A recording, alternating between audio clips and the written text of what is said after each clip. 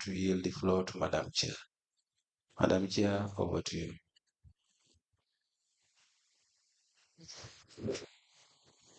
Bismillahirrahmanirrahim. I'll call on Honorable Silla to lead us in Muslim prayers and Honorable Joyner to lead us in Christian prayers. Thank you. Thank you, Madam. أعوذ بالله من الشيطان الرجيم. بسم الله الرحمن الرحيم. الحمد لله رب العالمين الرحمن الرحيم مالك يوم الدين. إياك نعبد وإياك نستعين اهدنا الصراط المستقيم صراط الذين أنعمت عليهم غير المغضوب عليهم ولا الضالين. بسم الله الرحمن الرحيم. أعوذ بالفلق من شر ما خلق ومن شر حاسد إذا وقب ومن شر النفاثات في العقد ومن شر غاسق إذا حسد. بسم الله الرحمن الرحيم. أعوذ بالناس ملك الناس إله الناس من شر وسواس الناس الذي يوسوس في صدور الناس من الجنة والناس.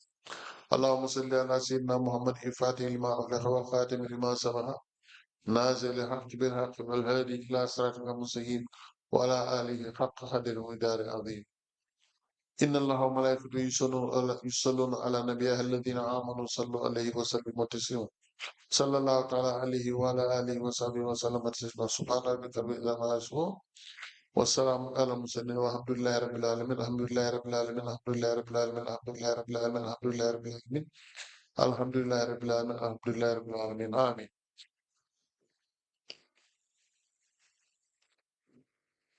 In the name of the Father, the Son, and the Holy Spirit. Amen. O Father of mercy, gracious and everlasting God, we worship you with gladness, rejoicing as we sing. Be thou our guardian and our guide. Hear us when we call.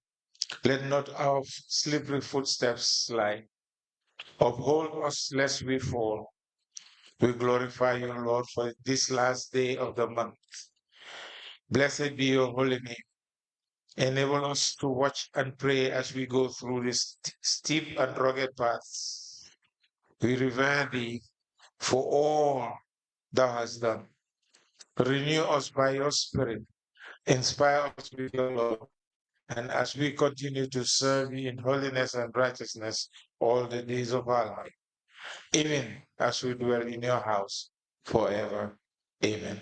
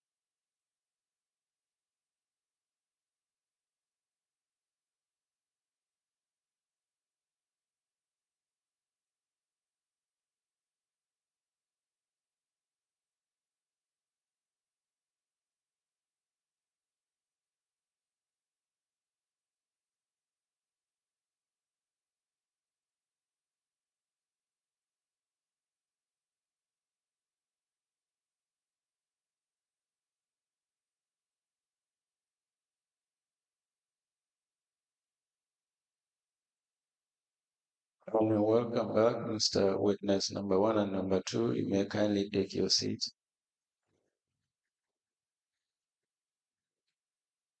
Witness number 1 and number 2.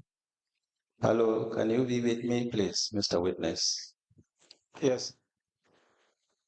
May I remind both of you that you are still on the oath before I hand you over to Madam Chair for us to proceed.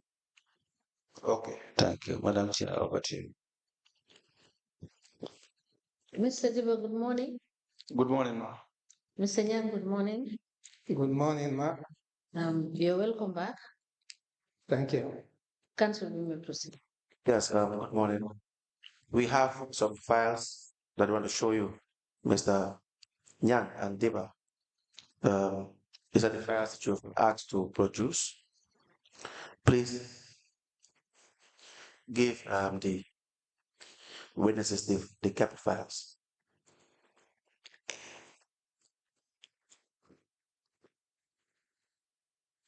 Please have it.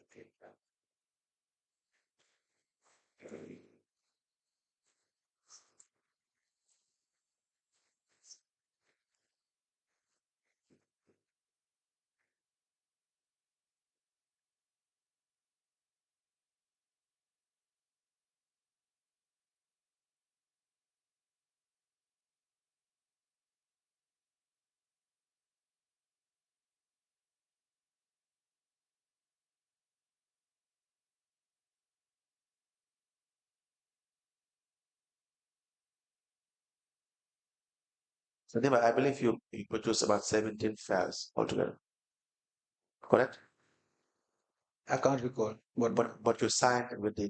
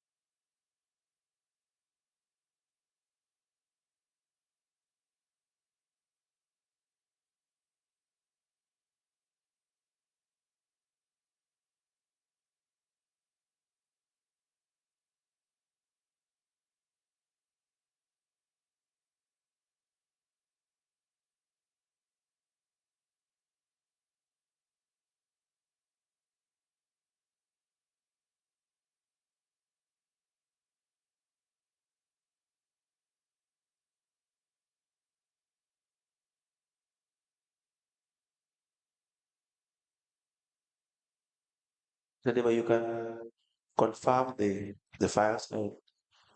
No, you have taken inventory with the investigators already, correct? Yes. Yes. Just confirm the files. There are 17. Zakamara, please give it, Mr. Dibba. Yes. There are 17. And these are the kept files Yes. that Mr. Nyang was asked to produce, correct? Yes. Mr. Nyang, do you confirm that? Yes.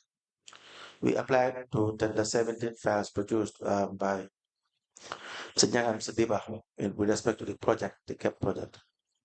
Inventory was taken with the investigators as well to be admitted to evidence and not as exhibits.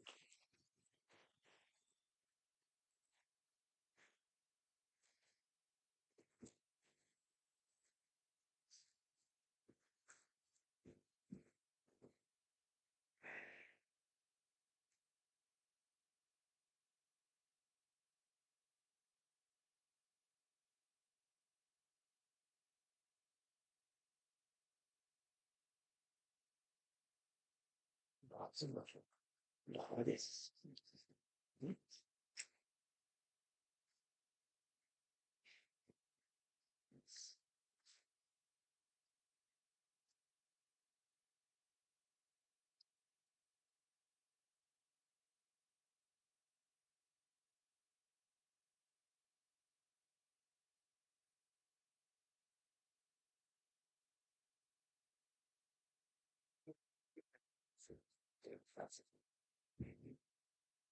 That's oh, really? That's it. That's it. Yeah.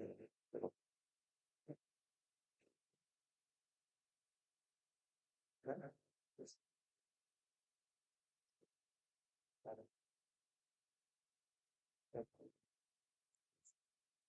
Mr. Dibba presented 17 kept files, and these files are admitted together in a bundle as exhibit in evidence, and they are all marked as LGC/BD/KMC/007. As the commission places.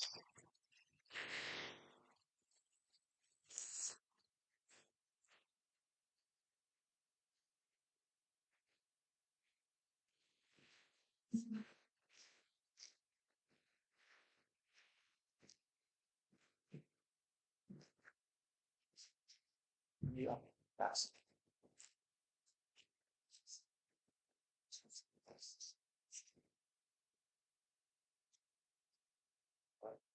take this.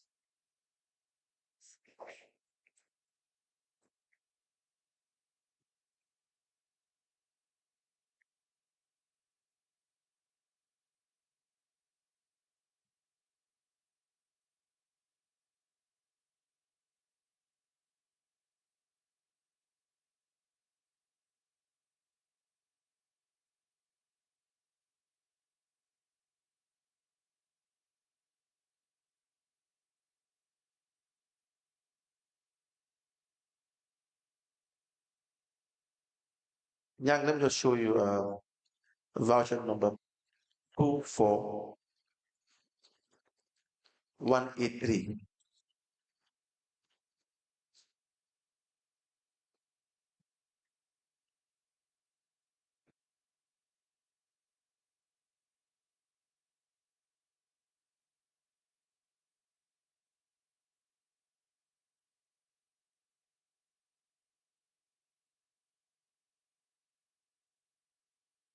Sorry, 24180. My glasses. First.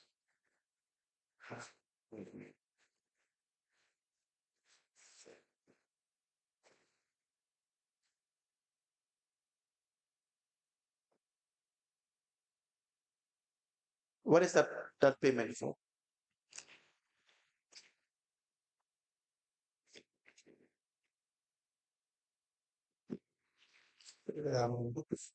And please speak into the microphone.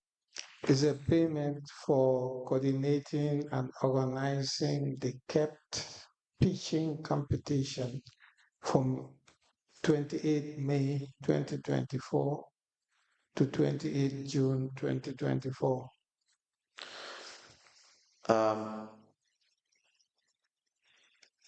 What supporting documents do you have for that? Sorry, I did not hear that. What supporting documents do you have?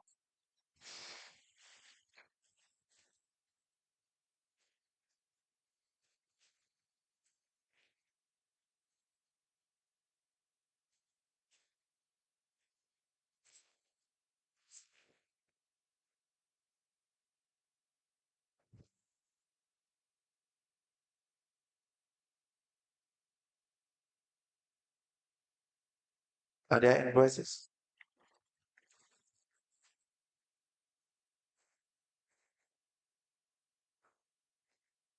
There's only one invoice. And why is that? I believe I will ask Diva to elaborate on this, please. Mr. Dibba, can you?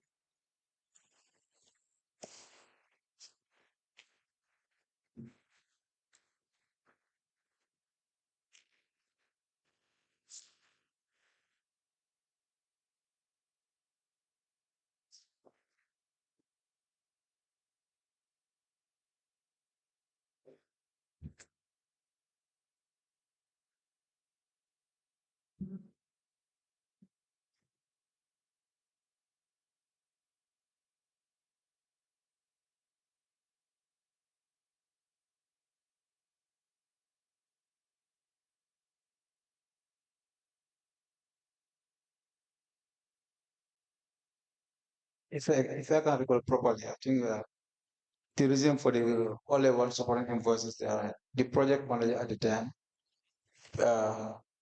said they are the startup incubator are the only one coordinating pitching competitions for. They're the only one? Trading in this area, pitching competition How do for you know that? entrepreneurs. How do you know that? Was there a market survey to know that? No, there was no market survey. And so how would you? So if the project officer just told you that, No, the project manager. Yes. just inform you about that information, so you just have to act on it. Signac, you approved it.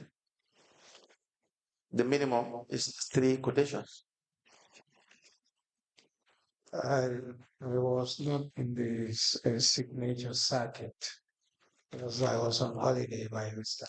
So who would have signed on your behalf? In my absence, the Yes. project manager gave the approvals. So the project manager started the procurement and it also gave the approval. Would that be correct?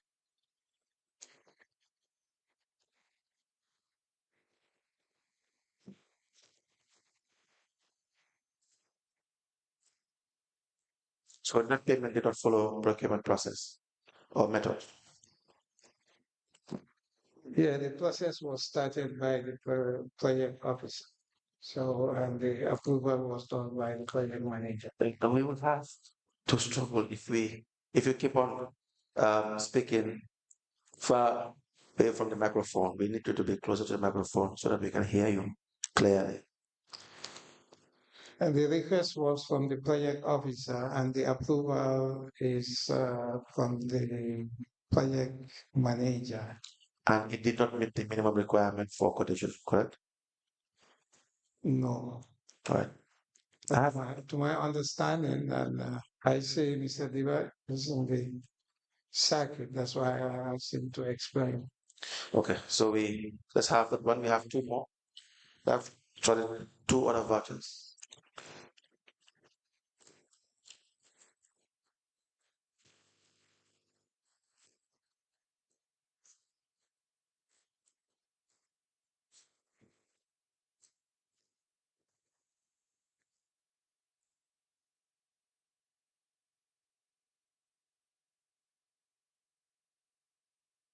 First one, just give us the voucher number. The voucher number is PV24 159. Young, sorry again, the microphone. PV24 159. And what is that payment for? 60% final payment for clearance of illegal dump site at Abuko. 2 sites, Fajikunda and Latikunda School and Latikunda Mosque at contract sum of 250,000. And what process was followed? What procurement process was followed? Was it request for quotation? There is nothing attached. It's just a request letter from the officer and approved by the manager. So we don't know the process that was followed. Mr. Dibba?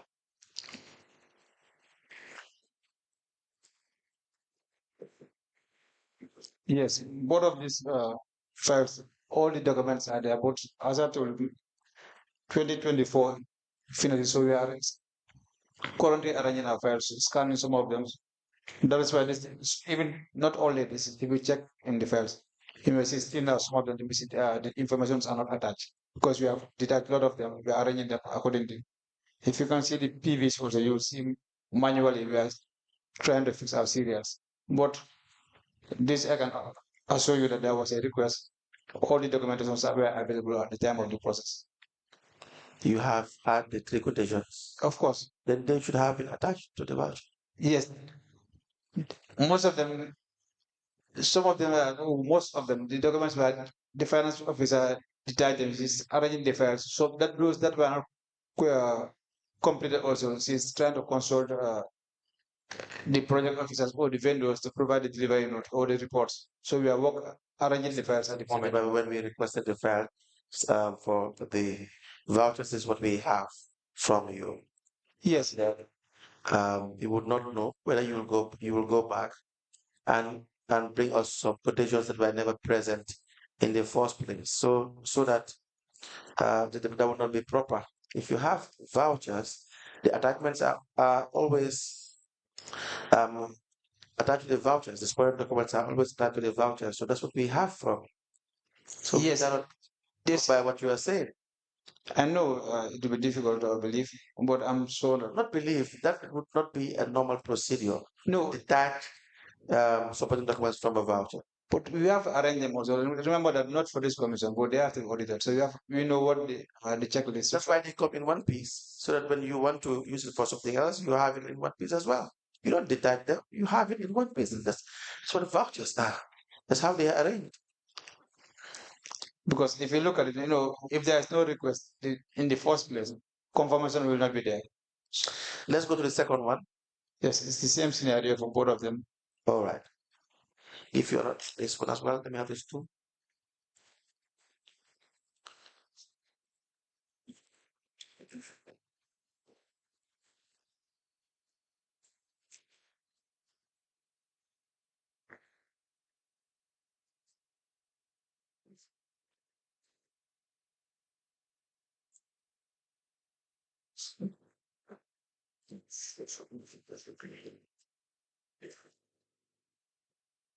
Two or three.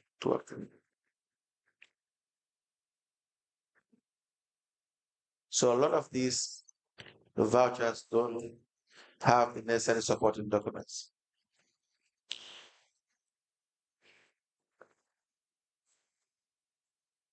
Where you are to have three quotations, you will normally have one. But the one you have now, please just tell us the number, the voucher. It's PV 24157. Yes, sir. What is the voucher about, the payment?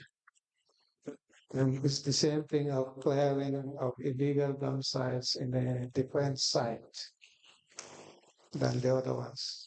Why were you clearing the illegal dump sites? Yeah, we were clearing the illegal dump sites in the riverine area and in the projected areas. What is the budget line for that one? Basically, we are replacing those illegal dump sites with waste bins. Okay, what I mean is the budget head, the budget line for that. The number. I have the budget here so that I can try to trace from which source.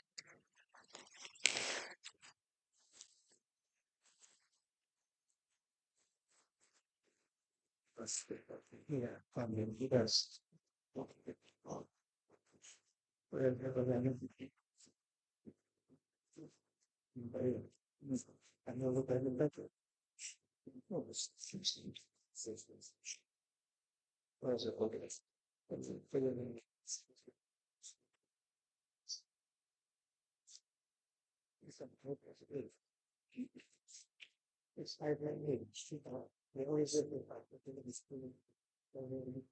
Yes.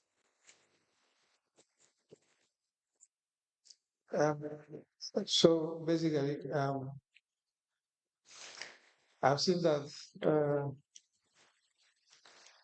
the finance officer indicated item 8, but usually the budget line is reflected on the budget. Can we hear what was trying to say? Can you please repeat what you were saying? Mr. Yes. Can you please assist the commission? Repeatedly, you've been asked to speak in the microphone and to raise your voice. This is to allow for clarity in your evidence. Okay. All right? Okay. Thank you. I think it is charged on the budget line 8. Yes, sorry, ma. It was that my mic was off. Yes, I put it on now. That's why. I was not heard properly. Budget line 8. Yes. The last one. Should be the last one. On the indirect cost. Yes.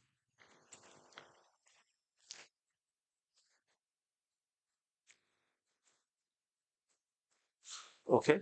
So now, who did the clearing of the dump sites? Who was paid?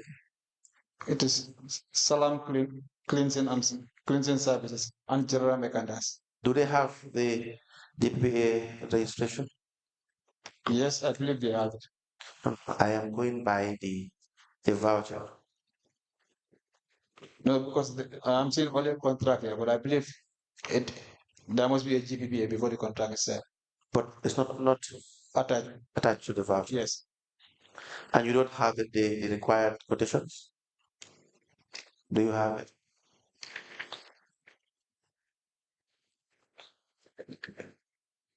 Maybe this will be in their contract file, I can say, because most of these files we are still working on them. But I believe this because there's a contract. So before the contract, all those documents must be there. So as far as we are concerned, the voucher is inadequate. Yes. But at our own end, maybe because the information presented before you. So we can only make analysis based on what you have presented. Mr. Dibba, Mr. Nyang. If you choose to present this, that's what we will go by. That is the issue. So you might as well do yourself a favor and work in relation to try to produce other related documents if you have them. Okay. If not, the issues that are made will probably be made based on what you submit. Is that not the case? Because before approval is made, these documents are attached to the voucher. So the finance director would have to advise accordingly in relation to approving or disapproving.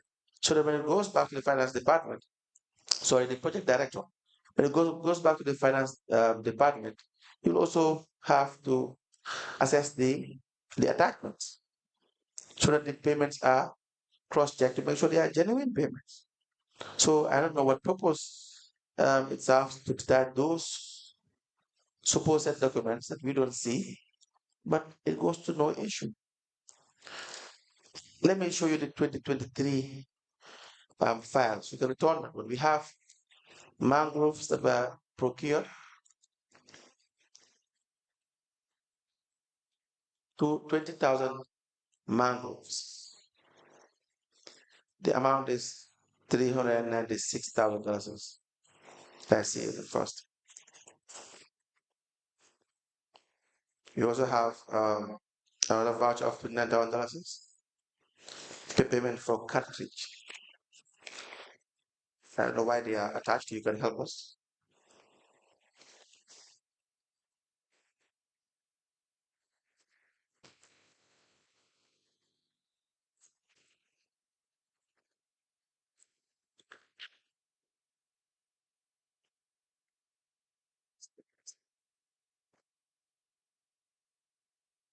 Sadiba, what is that payment for? It was from mangrove seedlings. That is the first voucher. What is the number? 152, 152. And what are the documents that are attached to the voucher? Supporting the payment? You have the invoices. Invoices from?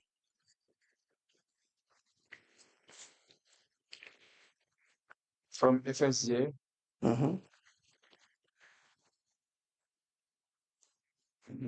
Lambdale.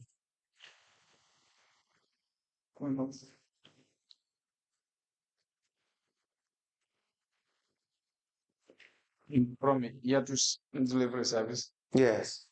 You have the request GPPA forms. Which forms? Various forms. All the GPPA forms are. Tell us the forms that are present. Okay. Forms attached to the vouchers. Purchases order is there.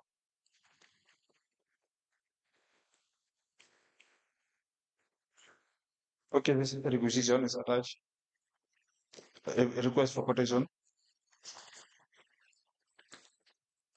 Were requests for quotations sent to the suppliers?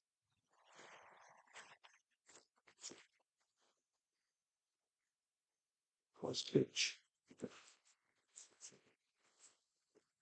This is the same software on the side.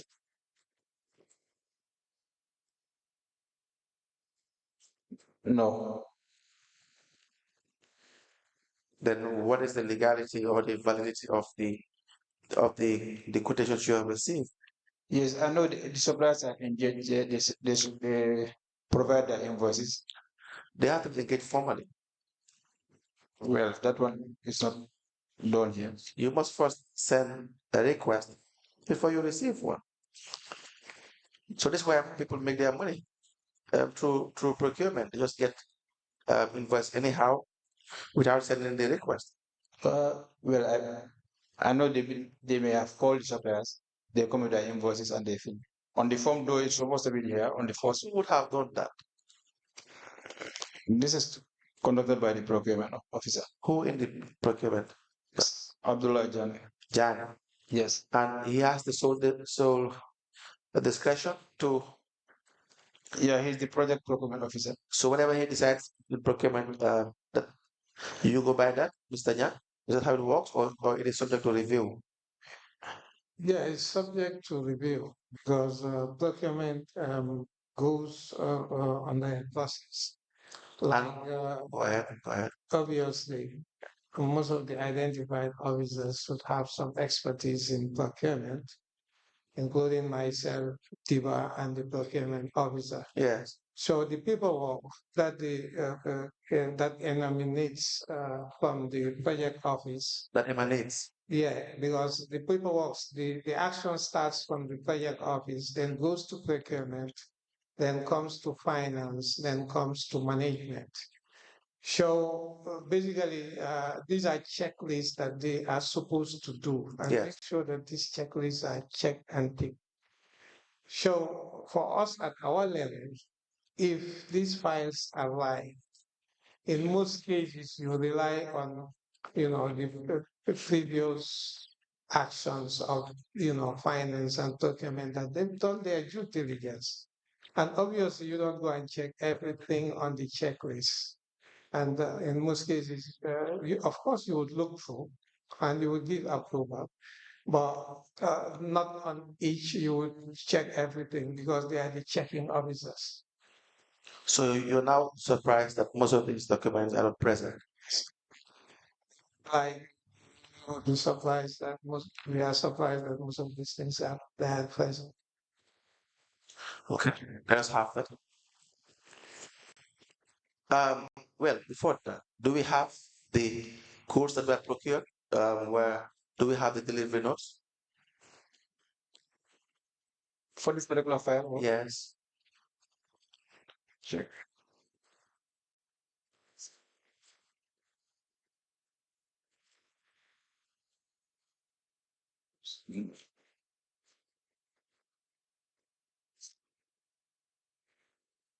Yes.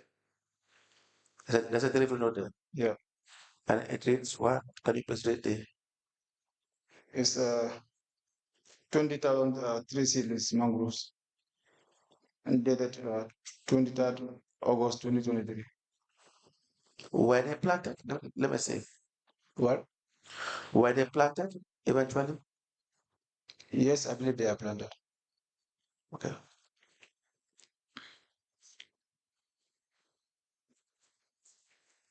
So, but do you know whether you've authorized payment for these goods at an amount that is probably higher than the usual market price? Do you know?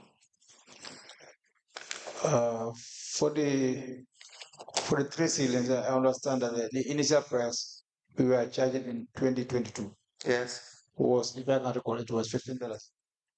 But later on, I think they were And the project team management said that was on the lower side, and they requested for budget amendment. And so during the budget amendment, the prices were reviewed again, and a new price has been approved. So that's the price being subsequently used. Now, how do you know that these are not high prices in the market? That one, because Yeah, basically what happened is when we first have the project budget for 3 seedlings was on the budget. We are not able to buy in the market, so we asked for an increased budget. And still now, if you look at our budget, we are having difficulties to buy in the market. We are having difficulties to have suppliers. At the end, we have to engage NGOs to supply us with these seedlings. So, and the same thing applies to the mango seedlings. It was difficult to have it, in the market price value, because the market price is in most cases is higher than what we purchase. Now, go ahead. Like basically, I think at some time then we have discovered some new people who were supposed to be going to around customers to go and look for these seedlings for us, and basically the riverine area too. Because our seedlings that we should be using should have some salt resistance. So it was difficult for us to have. Now, the way and only way to find out what the market price is through market research. Were you aware of that? Yes, I think we've done some sort of market research. Sort of market research is not. Sort of market research is not. Mentation, but asking about engaging. Yes. And there was a time we were not able to we have about less than $100 is to buy seedlings, and others we are selling it for $150. Right. So we were not able to buy in the market. I'm not sure whether you see my point. So before you engage in procurement, there would have first been a research in the market. You want to buy a bottle of water, you will know how much it costs in the market. And you have the research, you have it documented, so that when it's now time to engage in procurement, you wouldn't have been paying an amount that is much higher than the usual price or the acceptable normal price in the market. So that is a market research. Not formally, but I understand that we try to enter the market and we are not able to. So it was difficult for us, especially in year one. Then we have to go back to the board to ask for more money to be able to buy seedlings. Now,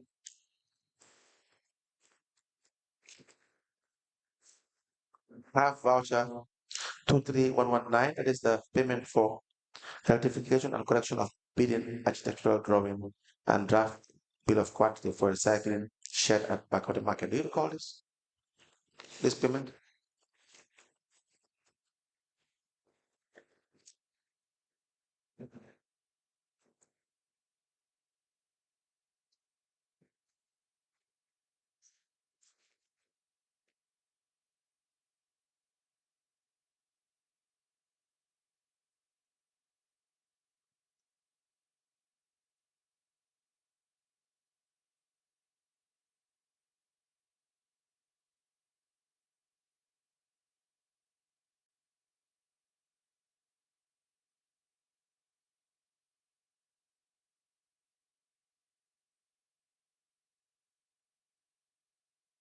Yes. Please guide us through that voucher.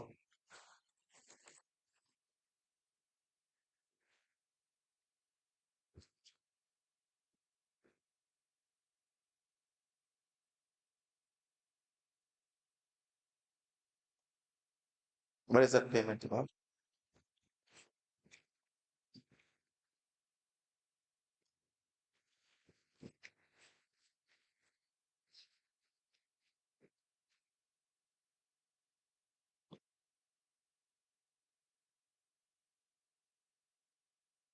Well, basically, it's a payment for rectification and correction of bidding architectural drawings and draft POQ for recycling set at backwater dump site.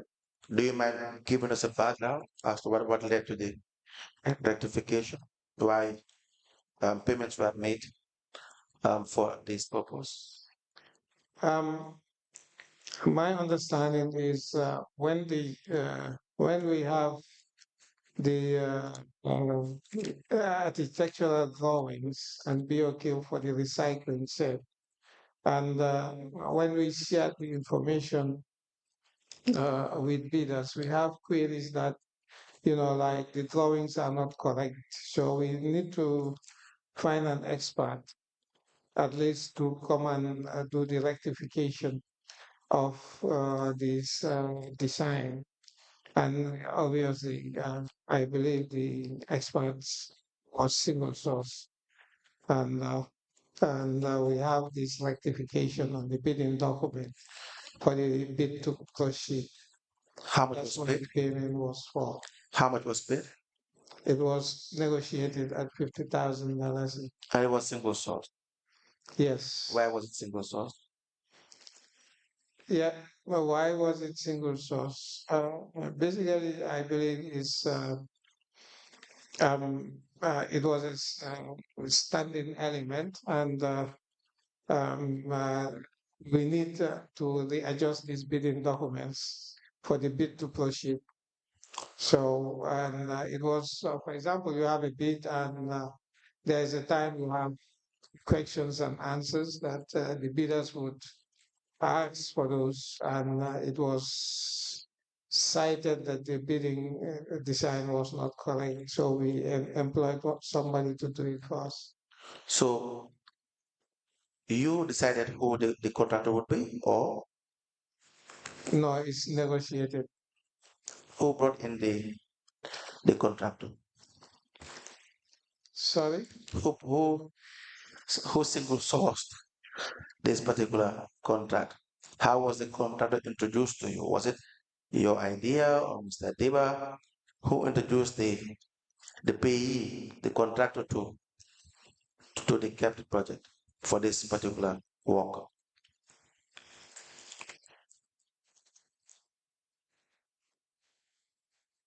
I know the contractor, but I think the transaction came from the planning department.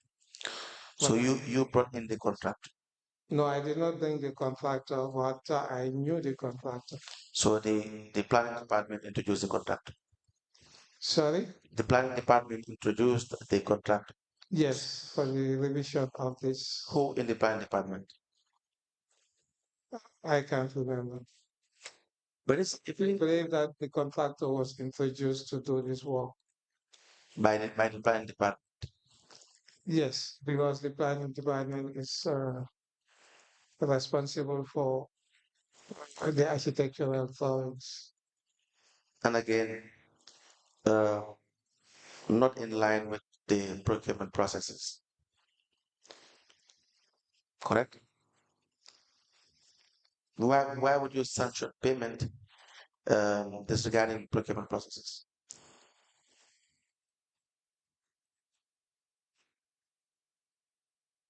Do you have an answer for that? To that? No. Okay, Sadiba, why would you authorize payment as well as the finance manager when it should have been subjected to procurement regulations?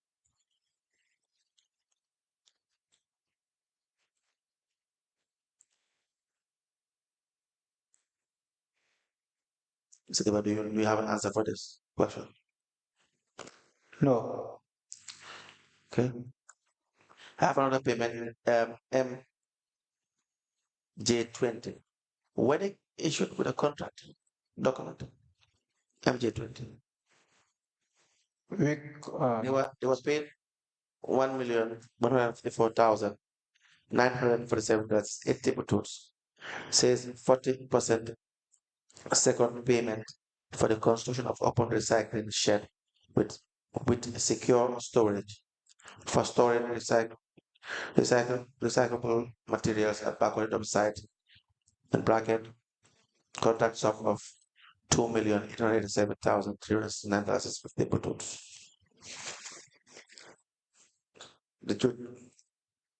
Was it standard?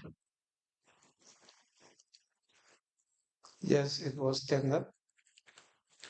Okay. Do we have the tender documents and the contract itself? Can you guys produce it?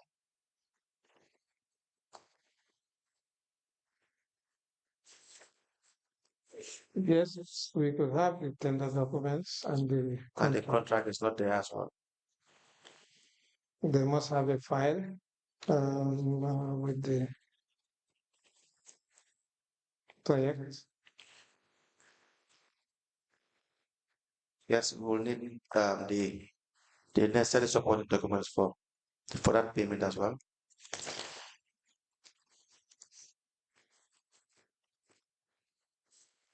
So the usual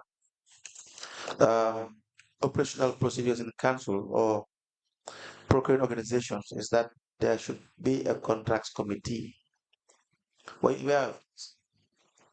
Yes, we have. Are you aware of the role of a contracts committee? Sorry? The role of a contracts committee. Yes. What is the role of the contracts committee?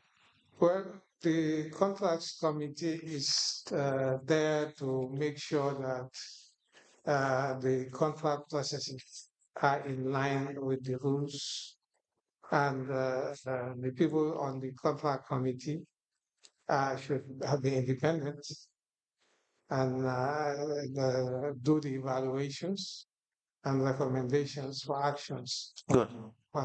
Good. And so for this project, they are effectively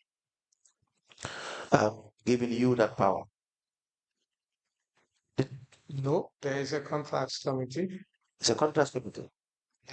You told us you are the one who has the final say when it comes to procurement, as long as it's in the budget.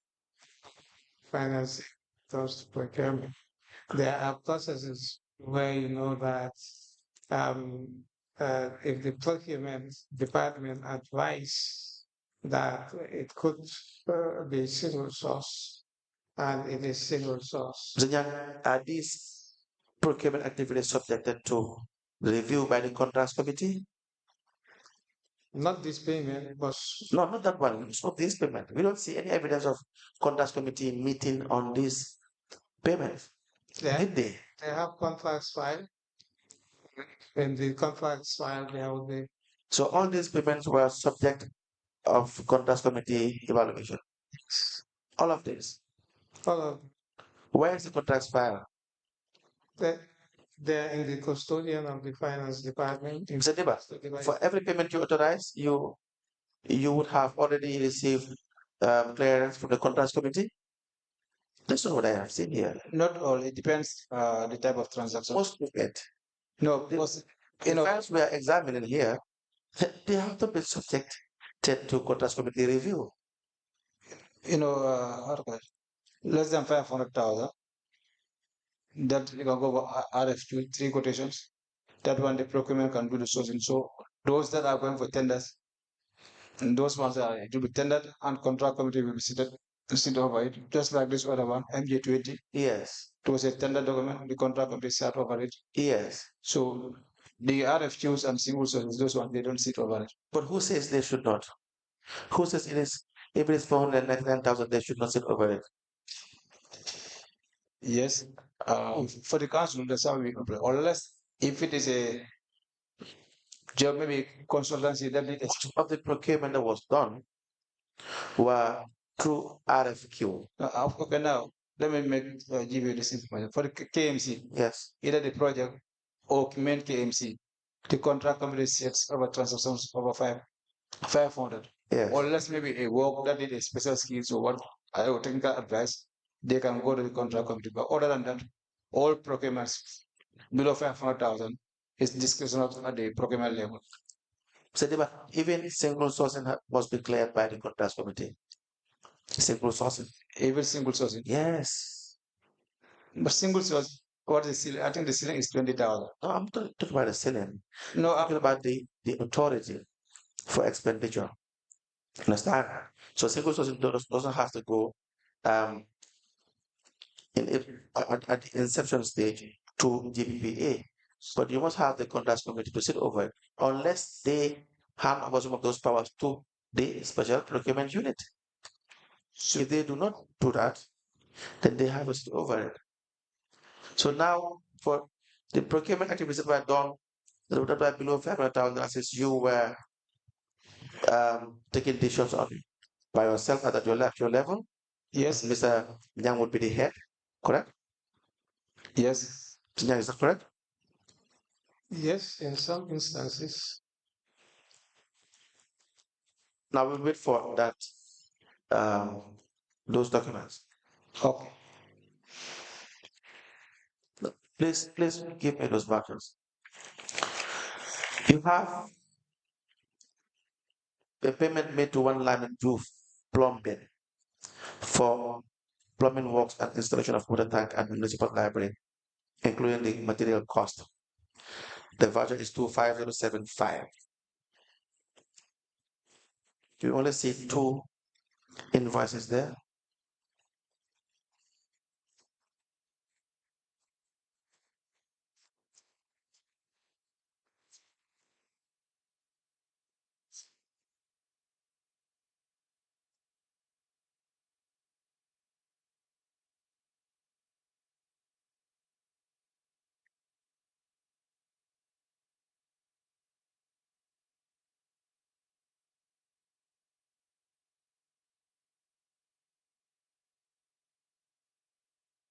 Yes, it is only one invoice.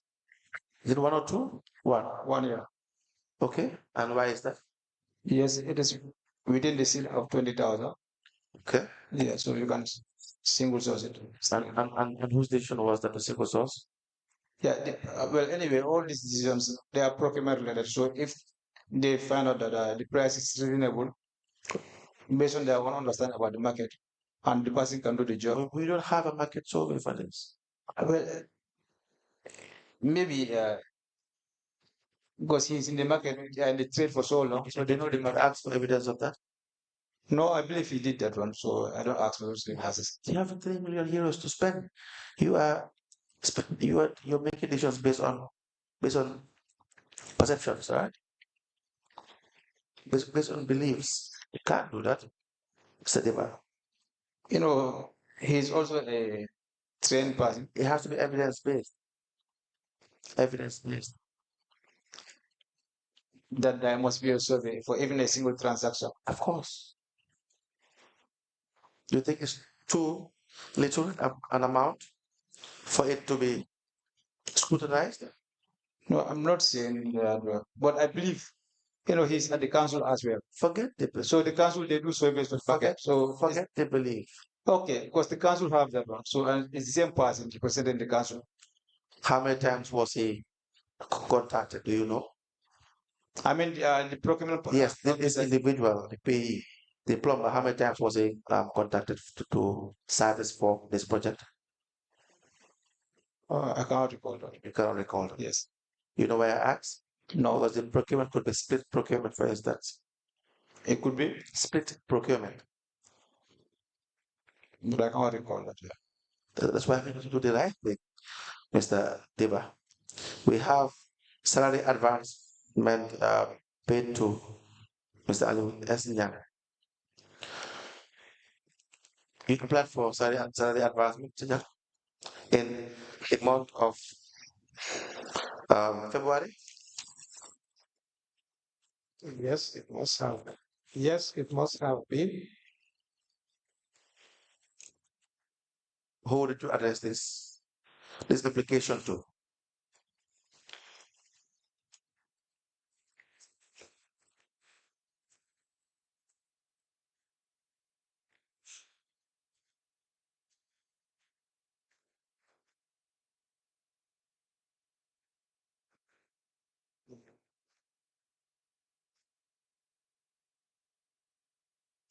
Yeah, I've addressed it to the project manager and copied the finance manager. Now, who granted that request?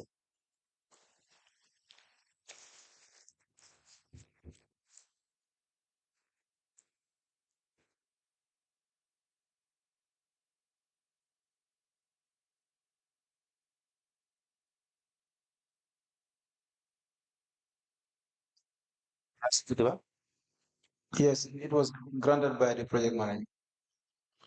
and on what grounds? Yes, on normal, yes, because on medical grounds, so we On the on medical grounds that he needed no, to. no, the procedure, the legality of the advance payment. Yeah, for the advance, we don't see anything wrong there. So the most important is ensure that it's being recovered on a monthly basis. And if Mr. Nyang does not work for the subsequent month, I believe he will work. all right. We have voucher 2462. Money was paid to Lamin Sanya in relation to travel expenses to and the driver Suri Sana to Dakar for facilitation of visa for coordination committee meeting of the EU taking place in Barcelona, Spain from 12 to 14 of March 2024. The amount is $81,541.60 bututs. We have the request for travel expenses from the project manager. And the expenses are for like per diem for Lamin, 32,665.66 bututs. Surisana, $18,403 is the visa application fee. And you have fuel, you have transport insurance, you have ferry crossing, and you have the impress of $5,000. Now, were they retired? These amounts, were they at any point retired? Yes, Where's the retirement? let me see the board.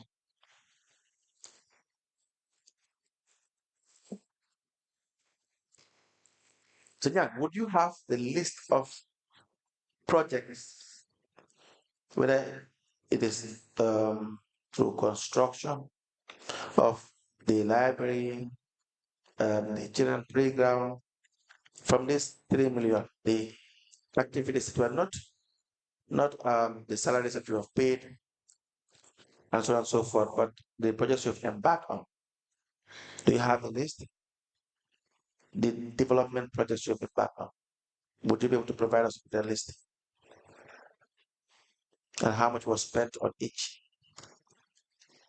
Action. Okay.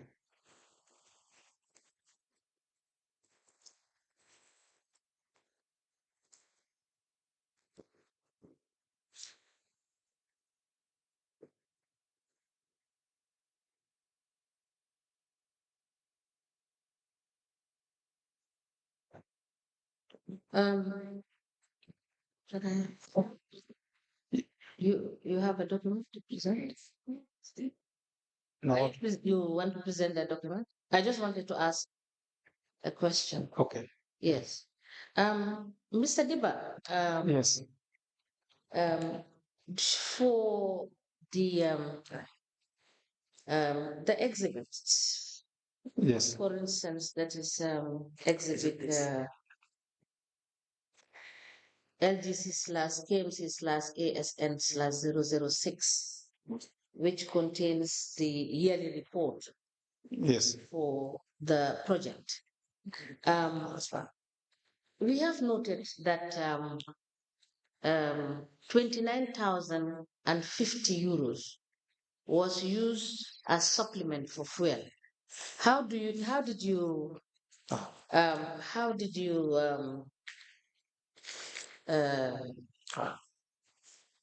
reconcile this with the fuel allocation that was being made in the main budget for 2022? Was this also a monthly subvention, supplement subvention that was given for the purpose of fueling the 19 trucks? No. You said 29,000 29,050 euro. for the period covered. I got this from the 2022 annual yearly report. That figure is higher. Is high. Is high. Maybe. Let me give you the document and look at page 21. Okay.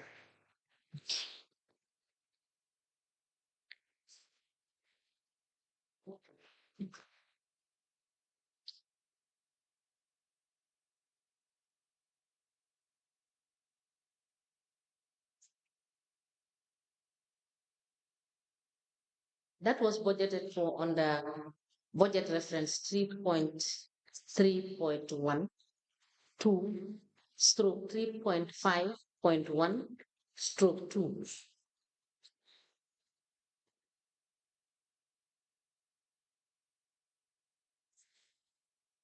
Page 21. I'm at page 21. Yes.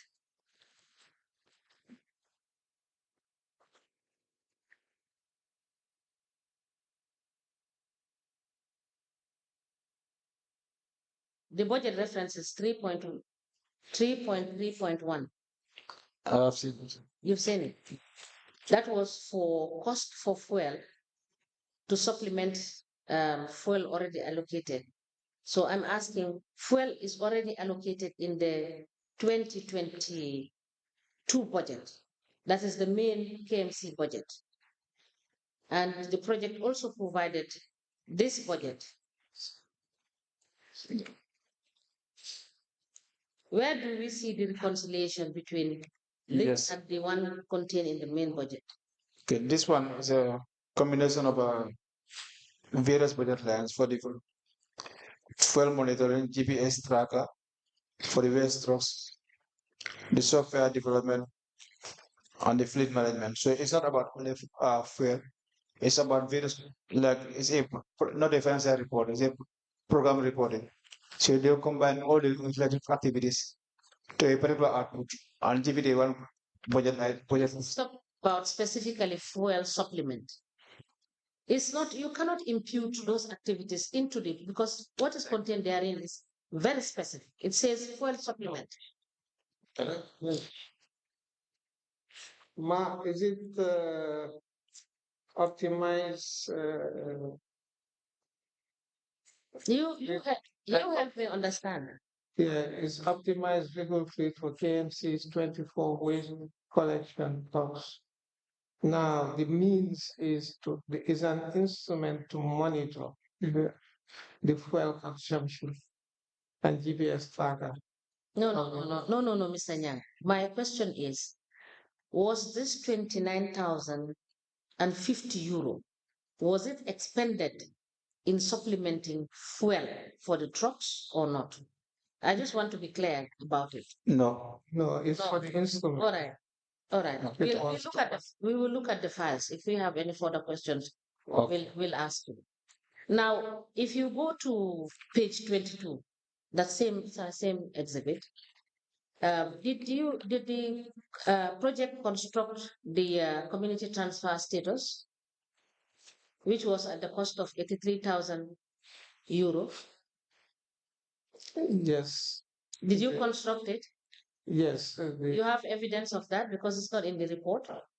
The transfer station construction is still ongoing. It hasn't completed yet. All right.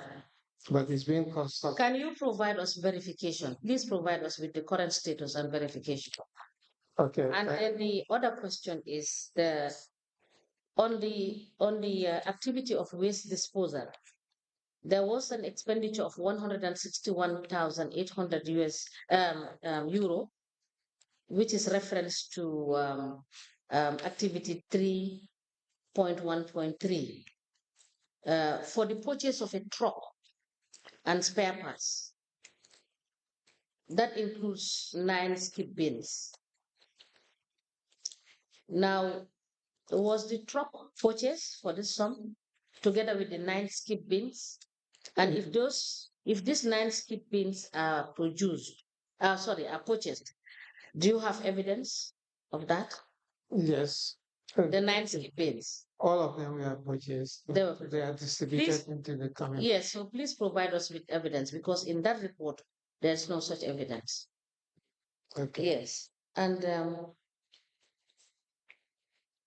yes, I think, and for the 2022 to 2024, the at the community swamp zone, I asked yesterday for the KPIs, but when you go through this, can you please tell me whether this will be referred to as a KPI for this particular activity?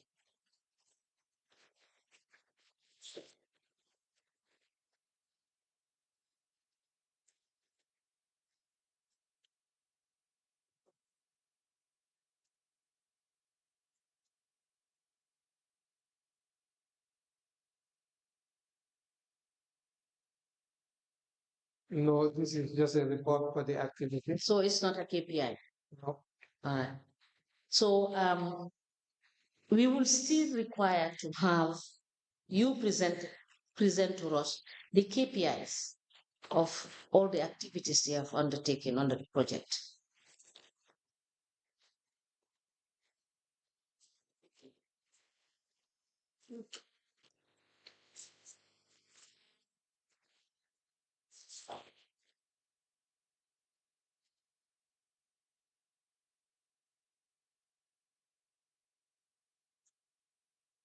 Let me have the 2022. Let me just find out from you quickly 3 more other issues from it. This is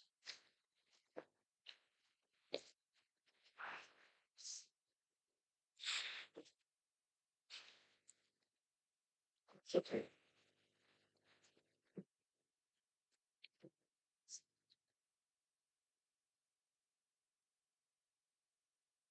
Now, I have requested that you provide us the evidence of the skip bins that you have purchased and the truck you have purchased to that effect, and also evidence of the bridge, the way bridge that was supposed to have been constructed together with the accompanying IT technologies that were supposed to be deployed together with the way bridge. Evidence of those being procured for the sum of 154,200 euro. The way bridge is not procured up to at present. Up to now? Up to now, it's not procured. And this is a report. This is yes, this is a report for 2022. We'll look at it. Okay.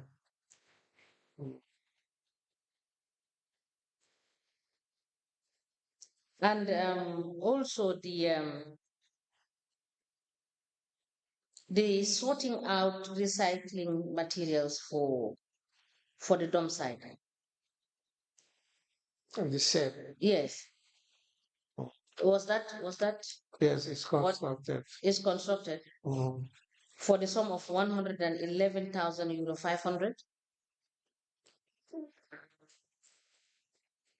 Yeah, I would say, it's been constructed as budgeted, so there would be a procurement file for it. Is it part of the files that we admitted in evidence? Yeah, those are the vouchers, but they will have procurement files for. Can we have the entire procurement file, be able to ascertain these vouchers vis-a-vis with the procurements you've done? Okay. All right. Thank you.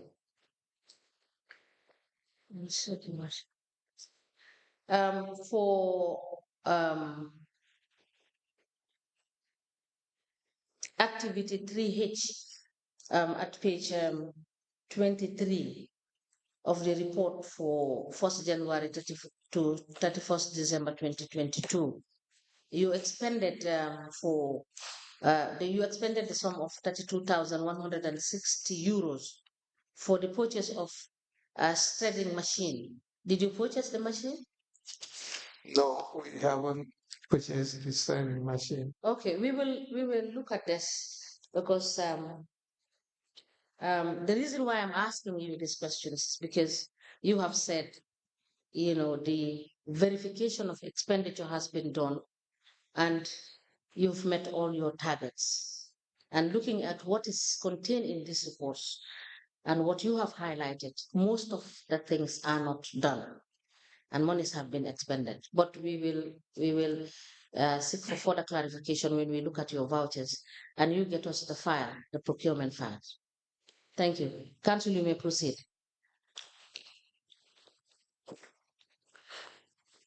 Yes, Mr. Dibba, the voucher Yes, you have.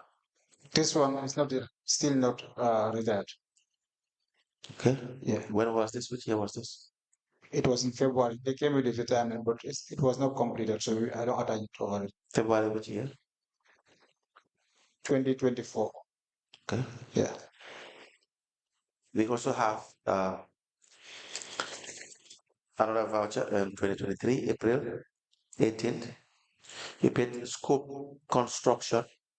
The amount of $90,000 is for payment for architectural drawings and draft bill of quantity for 7 constructed markets for the collection of organic waste.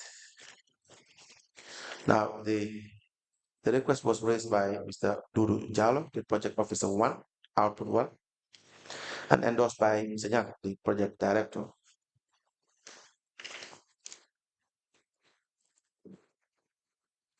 We have an invoice from Scope Enterprise. This is for consultancy services.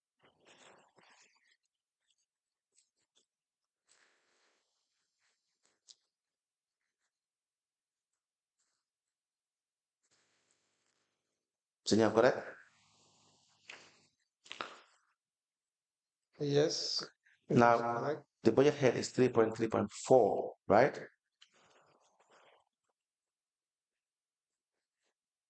It's 3.3.4. Do you have the budget with you so you can read it? No, I don't have the budget. Okay. It says here, enclosure for sorting and storing organic waste at markets and gardens. Now, where does the consultancy come in? Yeah, basically, as I said before, if you have an activity and the activity in the budget or in the activity line, it just describes that this enclosure should be built. There is a process to build that enclosure. So you have to step it down. You have to break it down, the actions. What actions are needed to build this enclosure? And one of it is you need to have a design. And basically, the project officer would request to trigger that action. That's where The planning department, what is their role? The planning department, yes, they could do it, but in some instances we have to look for others to do it outside. Why? When you have the planning department? Well, delays when they do the design, sometimes it's not correct. Is that what you have, the experience? Is that what your experience is? That after we have a design, we have to go and look for somebody to write. We didn't see that. You in the past saw that. We do not have evidence that the design was defective. You have not provided evidence to say. In the past voucher, that was one of the issues that warrants us to look for somebody else to correct. We don't have evidence of that. What we have evidence of is the voucher states that there was defect in the drawing, but we do not see the drawing. We could not assess the situation to say that yes, indeed, there was a defective drawing. In fact, we never even gave them opportunity to rectify the defect, to highlight what the defect was, and to rectify it. They have been doing this work over the years. They need to be qualified personnel. Who says Scope Enterprise is more qualified than the planning department? It is not about the issue of having defective work. I believe it's more or less trying to just give contracts to people that are the usual contractors of council. Yeah, for me at my level is the officer triggered this action, and I believe it's justified. And what is the qualification of Scope Enterprise? It would not tell me here from his request that he's going to give this to or Scope or any other person is going to do this, but the action is triggered. So basically, so whoever they give it to, let's have an understanding on this. Now you have, go ahead. These step-down actions then goes into the process of actually the technical department, procurement, finance, and it comes back for. But you endorsed it. Yes, we endorse the action that it could be given out. He said request to secure the service of a consultant. Right. And I approve that. Yes. For a consultant to provide architectural and draft BOQ for the 7 enclosures. Yeah. Constructed. And so whoever was appointed is okay? All of us has a contributory factor to the action. Now, where is the supervisory role from any of you, the heads, to make sure that the right person is given a job? So if I have to ask for the qualification of Scope Enterprise, who do I ask? Sorry? The qualification to determine that indeed they were more qualified than what you have in council for you to pay $90,000 for this work. I did not hear that. The part that Mr. Scope is more qualified to do this job because or would have done this job at a much faster rate because you have experienced delays from the council's technical team, correct? Now, if we want to know the qualification of Scope Enterprise, how do we know that? No, it's not manifested in the voucher. Okay, now as the project director and you approve this, what is the structure in your administration to know that the person that is being contracted is in fact qualified for the job? Well, I believe that this is the voucher, but there must be other documentations in relating to the procurement of these services. Okay. Not on the voucher. And so there must be something else. Okay, that's one issue. The other issue is what procurement method was followed in contracting Scope Enterprise? I can't describe it from the voucher because there is no supporting documents on the voucher to highlight the procurement method that was followed. Okay, Mr. Dibba, you also made the payment? Yes. Do you have answers for the questions I have asked?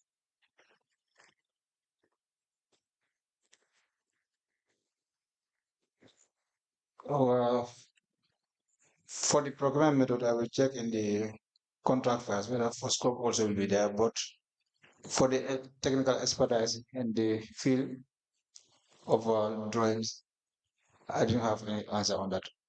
All what I know is that it's in the field of construction. But for architectural design, whether you can draw. And why was the Department of Planning not engaged? Do you know? No, I believe they have a hand in there. They what? They have a hand. They are in the picture. They're in the picture. Yeah, because they work. What does that mean? They work with scope on all our activities. No, I don't understand. They Why work, did they not do it? maybe they didn't have the capacity to do it. Yes, If there were they issues. hear you say that, No, Mr. Deba, you are going back to KMC, you know that. no, I'm speaking from experience. Do they have the capacity? They don't have the capacity. Maybe they don't have the capacity. Oh, Something like maybe. Is it no, that they because have the the thing capacity? is that okay. I may withdraw that statement, but we have. So you don't have to withdraw Okay. it. You don't have to withdraw it. It's not me who's going to attack you. It's your people. Yes, capacity may be of different things. So if I say capacity is general. Now you are afraid. No, I'm not. No, capacity is general. It depends on how they take it. No, it depends on how you take it. No, in my case, I say maybe they don't have the capacity. Do they have the capacity or not? They don't have the capacity. Okay. To do it. And who are they you are referring to? Who is in the planning department? Who is the head? Is the team there? Who is the head? Is that director? Is there? Who is the head? Let's mention names. Nima Kamara. Nima doesn't have the capacity, correct? Who else? She may not have it. Maybe she may. No, when I say capacity now, it is different. It's this architectural design. Oh, they may be overwhelming some activities also because we give them previous engagements. Commissioner Silla, you want to come in? It's just that I'm doubting. I'm not doubting you, but the problem is, Nima has a master's degree and she's an engineer. Exactly. And also a planner. So to say that she doesn't have capacity at this level, I'm beginning to wonder what capacity means here. Yes. But all what we are doing in the construction for the parks, the parks, the library, construction, and the transfer stations, planning department is at the forefront. In fact, they are our technical point. All what we are doing, we have the advices from the planning. But for me personally, I don't know anything about these things. I don't know from Mr. Nyang based on his previous experience. But me personally, I'm not a construction technician. Then don't attack their qualification when you don't. So when I see that they are engaged and I'm sure they are 100% so they are in the picture. So we don't have evidence of that. We have evidence of payment made to Scope Enterprise for consultancy services. Okay. That's what we have evidence of. And we know you did not follow procurement process in contacting or contracting Scope Enterprise. The usual way is for request for proposals where they sent it. No. It's not a here. Good. So we don't have a minimum of 3 proposals set so that you know the technical capabilities, the financial of the financial capabilities of this the people that you want to contract. Senyang, that is the process. Yesterday we read it out to you, right? Senyang? The requirements. So you know who you are dealing with. Whether they have the capacity to do the services, whether they have the financial muscle to also do the services, whether you can have something to fall back on when things go wrong. So I don't know what you're talking about. In fact, it would not make sense to even attack their capacity because if they would have done a job, we expect that the Department of Planning would now go and supervise and see whether the work is done for them to issue a certificate of completion. So they are deemed to be qualified by law. So, yeah. So again, if you do not follow procurement regulations, see the responsibility falls on the person that is endorsing payment. Not only you, but we know, we believe that even the authority that was given to you to endorse payment was in itself wrong and unlawful. But we could not see the legality of that. Let's have that voucher. So, Mr. Yang, you see how most of these budget vouchers are problematic. Basically, what I'm saying is the vouchers are not having the supporting documents on file, but it doesn't mean that the supporting documents are not available. So I would incur the finance department because I do understand that we were just asked to bring the vouchers and we brought the vouchers. So my understanding from finance is like the vouchers and their supporting documents were not properly arranged. So yeah, vouchers go hand always together with the supporting documents. The voucher in itself alone cannot stand alone. It would not make any sense just to have a piece of paper to say that Mr. X was paid $700,000 to procure XYZ period. There are financial justifications that will give the voucher its legality that it requires. For the payment to be classified as a lawful or legal payment, it should be supported by vouchers, whether it is for salary payments, loan maybe issued, impress given, you name it, procurement activities carried out. So if you are saying that maybe some of the attachments are not there, you and I will agree that we can only deal with documents that are before the commission, correct? Yes. Good. So unless you provide the documents that are not within the commission, and you have the time to do that, not the whole entire full time in the world, the whole time in the world, but then we are here, we are working, we are waiting. But what we see here is that most of these vouchers don't have the complete documents as it is given and received. Yeah, as it is given. My understanding is what the finance department said is the vouchers we are not completely arranged. I do understand that the vouchers and other supporting documents are going under processes at present, like they are going under audit and verification.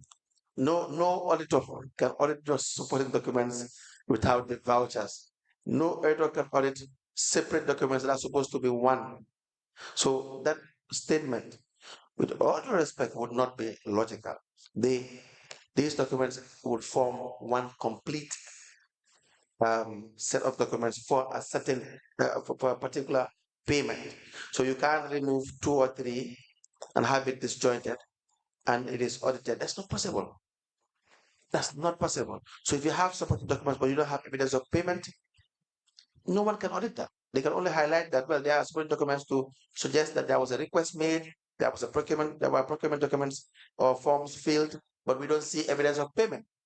The same way, if you do it vice versa, if you have the evidence of payment, one is charged from the accounts and received by the payee, but you don't have the supporting documents. You want to know why they are. So they are supposed to be one and the same document.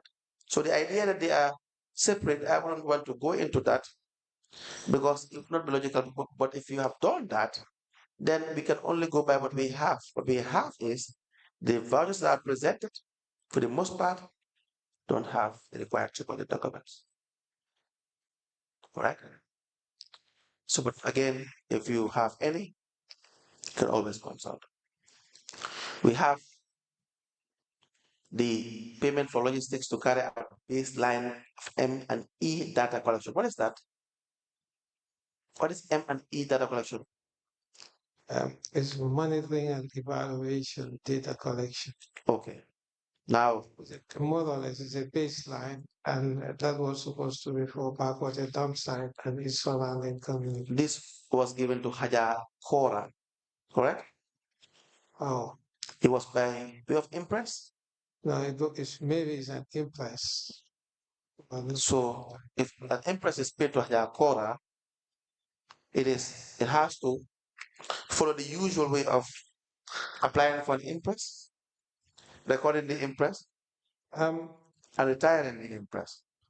Yeah, Ajakora is the project finance officer. Yes. In instances where we do some outside payments, especially paying people attendance and others. Yes.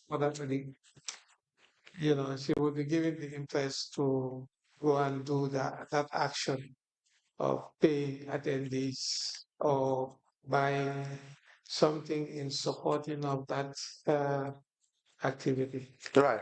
So do we know whether it was retired? Yes, Now let me ask Satiba. Satiba, was it retired?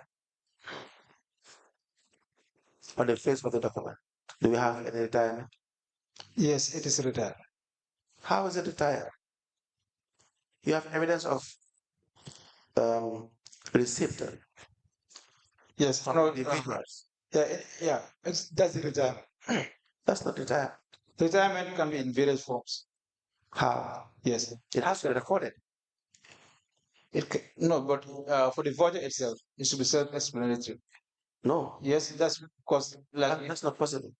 you are auditing this fact, or you are checking, verifying this fact. Yes. So all the documents you are expecting to see to confirm that the transaction is being completed should attach to this.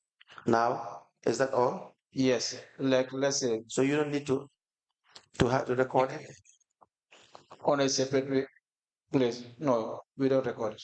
Why? We feel that everything is here. So what do you have there? So you have the attendance and the payment list, and the other one. Attendance of what? Let me check. The request, the payment list. Yes, payment list. What is the request for? What is the request for to start with? The payment list is for the payment for logistics to carry out baseline. So the only retirement that's supposed to be done, if it's supposed to be like, is in the event the funds being issued to you is not being fully utilized. So in that case, you can retire it by cash or you deposit it at the bank. No. Retirement has nothing to do with funds that are fully utilized or not. It's just an account of the money that was given. Yeah. Period.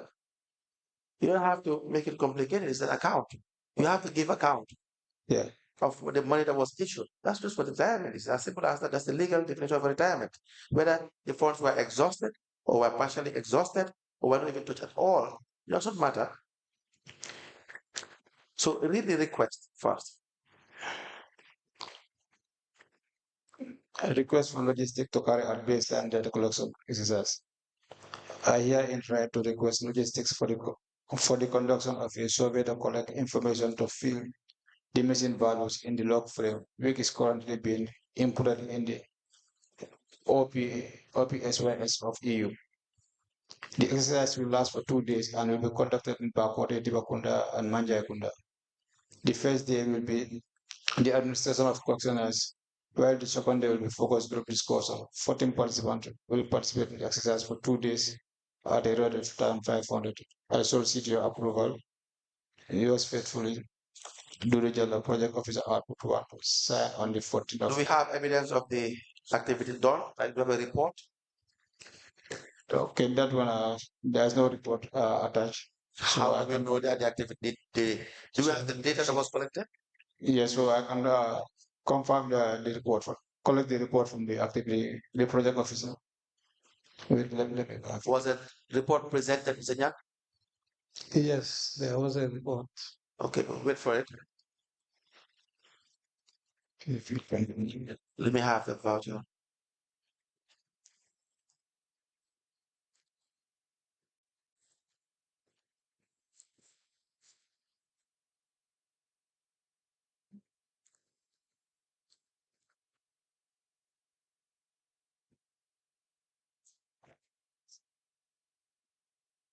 Yes, Mr.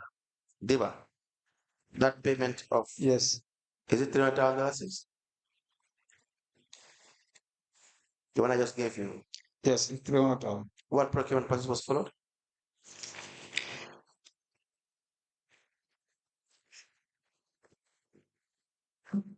RFQ was followed. Were requests sent? Yes, They were sent. yes. Is there? So yeah, I don't know. The requests were sent because you have 3 invoices there. So Let's just stick with what we have. Where they sent, do we have evidence of quotations requested from 3 suppliers? That is a question. Not whether you have produced three quotations. no, as per the form they are not sent. Okay. So Yeah. if they are not sent, how do you get the 3 quotations? Well, the procurement officer will engage the vendors in this area to provide them with quotations. So, yeah, so Diba, Yes. you know procurement very well, right? Let me have you know the games that are played in procurement, correct? You and I know they just go and get three invoices from where they will create it or from their friends or whoever they can promise a certain amount to, and they just get quotations and that's it, right? And you pay $300,000 for this amount.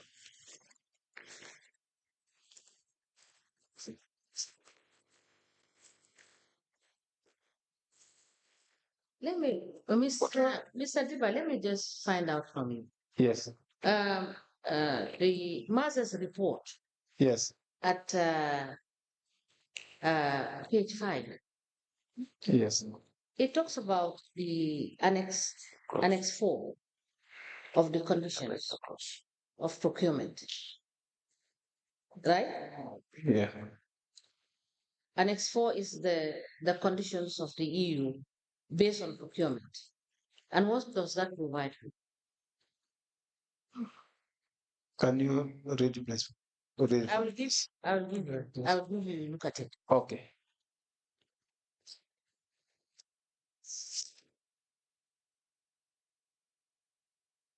Look at page 6 from page 5.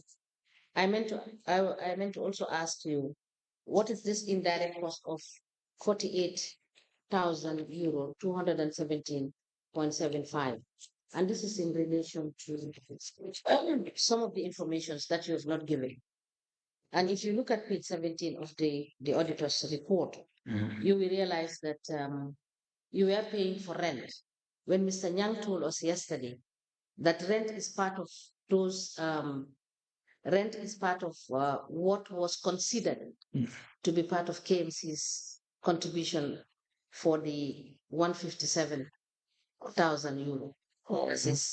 For the rent, we are not paying it in monetary terms, but we recognize it in our expenses for the year so that it can be cumulatively it can form before the year 3, it can form part of the total amount being charged by the council. In the case which we don't charge it there. Yes, because what I want to relate with what council is asking you is the fact that EU has given in Annex 4. Yeah. I believe it is very clear that you must stick, if you wish to use the procurement. Yeah. You understand? And they are respecting the rules. Yeah. You understand? Of this country by allowing to comply with your procurement rules. I'll give you this to check it. So therefore, Annex 4 doesn't make it possible for you people to cherry pick which sort of procurement procedure you would want to follow.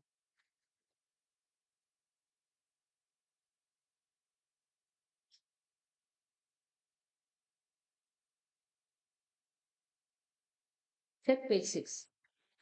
Page 5 is the question I am asking you on the indirect cost of 48,217.75. Yes, I think page 6 was dealt with yesterday. Yeah. On what?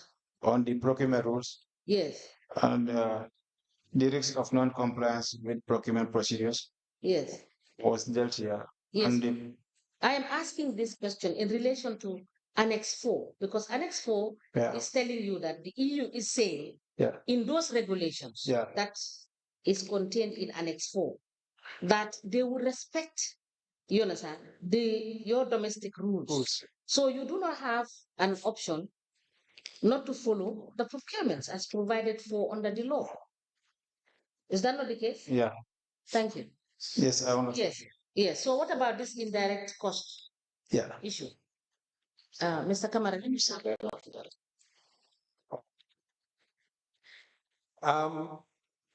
Indirect costs. Indirect cost is 7% of the total budget, which is given to, it's requested by the client T that there are other costs attached to the action. Yes. In which that he cannot explain at present, but he would explain it later. But did you have that explanation? So, do you have it now? No. All right, thank you. Now, also, I want you to confirm for me, just confirm before I hand you over to council. Per diem was paid at the tune of 402,777.53. I just want you to confirm whether this is paid as per diem. That is €1,000, 402,777.53. That is page 15. The expense code is 13, and sub expense code is 1.3.1.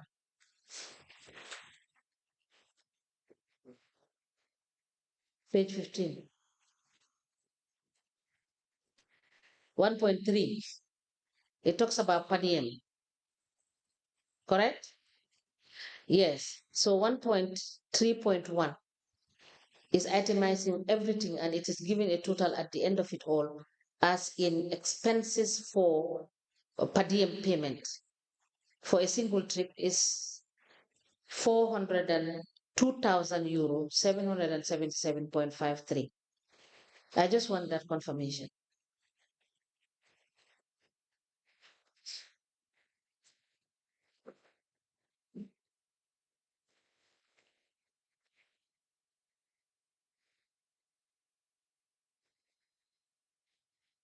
Is there? Did you see it? So is that amount correct? Is that amount correct? No. It's not correct. No. All right. And it is contained in the auditor's report, that is Maza. Right? In my view, it must be correct. Maybe it can't come up with the yes, now. Yes. But it must be correct because Maza will not satisfy what is not satisfied. Oh. Is it annual? I think All right. Oh. the annual per diem was 91,556.47 euros. On clouds. Yes. So where is this 402,777.53 coming from? That's the 492,777 Yes. euros. Yes. That's the overall travel budget. It's not correct. Let me have it. You can decide to give us what is the correct position based on vouchers and payments. This is the actual. That's the budget for 3 years. Yeah. All right. The 407 is the budget for 3 years. So from there, the one you have is the 92. That's the actual being spent for year one. All right. Yeah. So will we see the vouchers we will see the documents in the files? Yes. That you have presented? Yes. All right. Thank you. Council, you may proceed. Yes. So can I allow me to clarify? Yes. For the one for Peterborough, Yes. also under the same travel, you may not see the physical vouchers. Okay. Because for them, they send in their request. We make phone movement to their account. So annually, they'll send us their annual report. From their annual report, the amount they actually spend is what we'll charge on the travel. All right. We'll look at the facts. Okay. Council, you may proceed. We have exhausted the questions for Mr. Nyang and Mr. Dibba. We will invite them, should we need them, because we will do a thorough investigation in relation to the vouchers we sent. That is all that we have for the witnesses. It was just to highlight that there are serious deficiencies in the procurement process in relation to adhering to GPA regulations for the grants that were being managed. Thank you very much. Unless there are questions for them. Yes. I wanted to submit the list of transactions as requested yesterday. That's Annex 3.1. Yeah, so, and the list of errors also as well is here. And lead counsel yesterday also you requested for the initial audit findings of mass as well before the final audit, before the final list of errors, the original error list of transactions. So that is also here.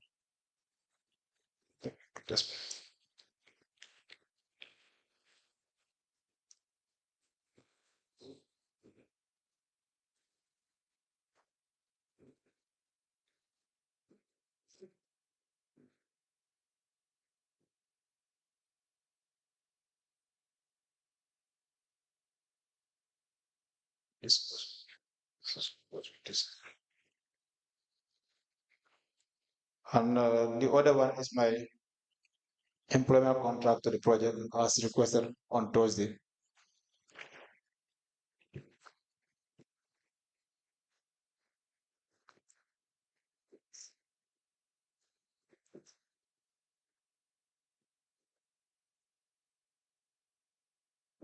The last one is the way recording the inventory of the 3 seedlings delivered to the project officer responsible for tree planting.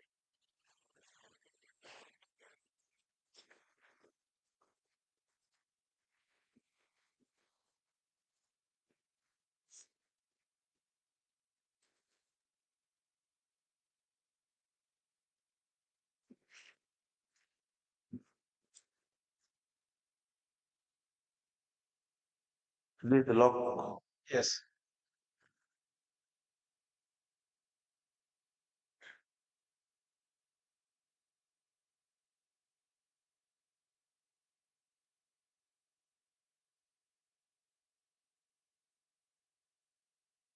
We implemented the following documents. The first is the appointment on contract of the witness Bakary Dibba.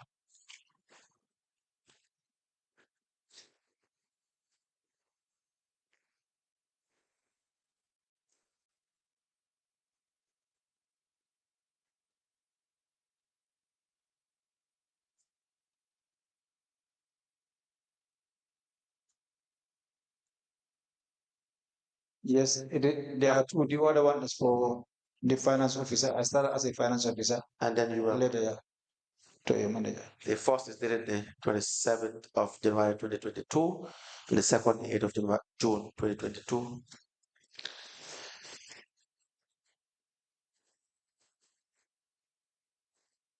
And what is the other document you have? This one is the list of transactions from the master's audit. Yesterday it was requested. That is Annex 1.1. So the one after that is the list of errors. So this is an Annex 1.1. Yeah, that's the list of the transactions. 3.1, 1.1. Okay, I think it's 3.1. The list of transactions been audited.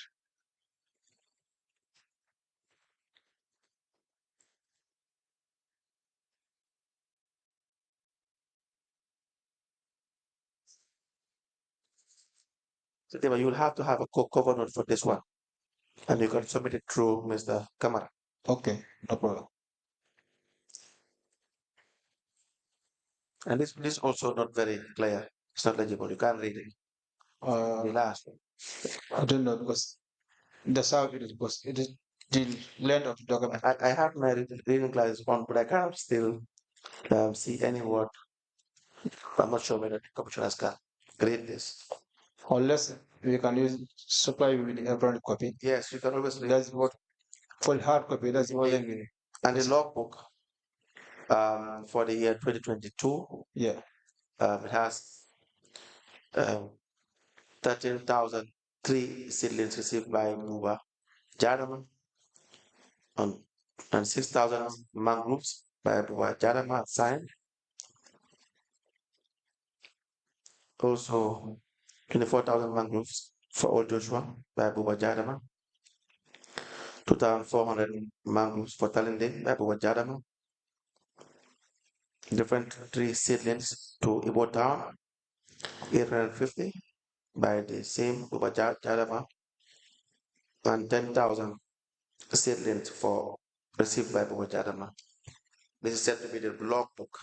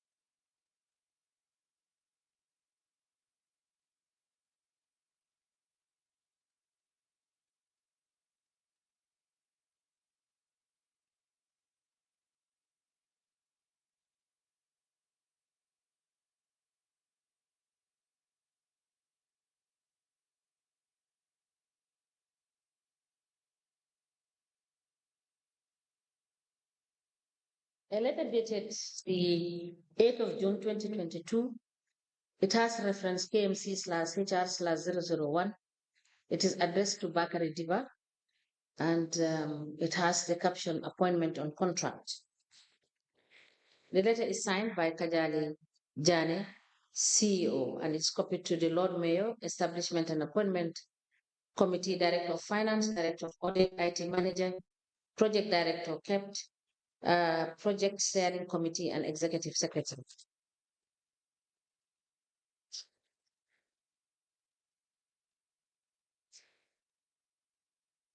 Mr. Dibba, I think these are two letters. Yes, the first one is for the finance officer position. So let them move to finance manager. Okay. A letter also dated the 27th of January 2022. It has reference KMC/HR/001. It is addressed to Bakary Dibba, and the caption is appointment on contract. It is signed by Kajali Jani, CEO, and copied to the Lord Mayor, Establishment and Appointment Committee, Director of Finance, Director of Audit, IT Manager, Project Steering Committee, and Executive Secretary. And the last document is the logbook.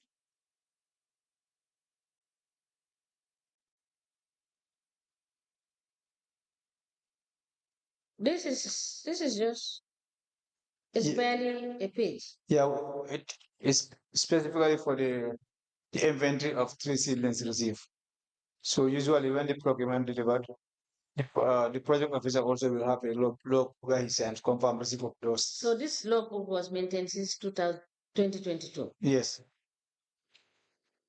These 3 documents are admitted in evidence as exhibit, and they are marked as LGC/BD/KMC/008. As the Commission places, we apply witnesses be discharged. Thank you so much, Mr. Dibba and Mr. Nyang. Thank you. Thank you for cooperating with the Commission and giving the best evidence you can under the circumstance. In the event that we need you to, sorry, yes? Yeah, I have some submissions to do, and can I do it after, or I have to do it immediately? Yes, yeah, what sort of submissions are they? Signed project document that you asked. Okay. Otherwise, it's Now, but Mr. Yang, Council have been asking you, did you have any documents that you have brought that you needed to submit? But not the case, nonetheless, sorry, you can submit them. For Mr. Dibba also, if you have any other extra documents that you have with you that you want us to have in order to have clarity on what we have been asking you, you can produce it. Yes. The other ones I have here are contract files for construction of 4 parks. That's one is construction of 2 parks.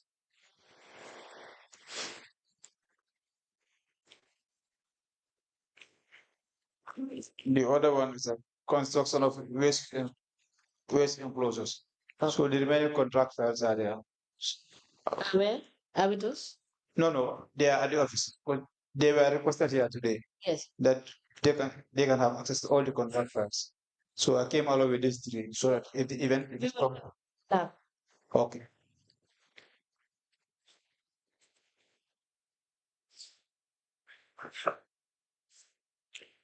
And Mr. Nyang, can you also let us have the documents you have?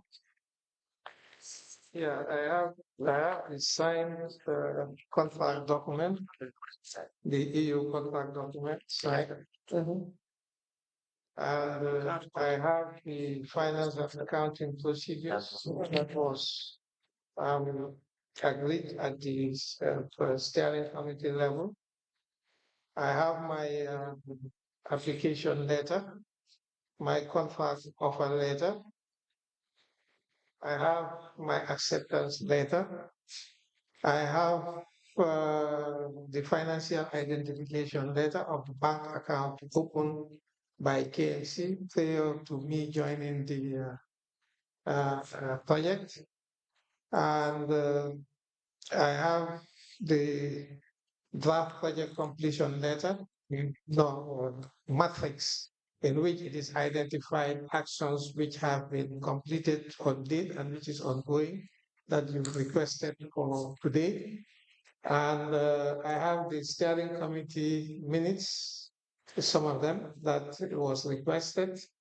And I have my evidence of travel from the UK to attend the project study tour.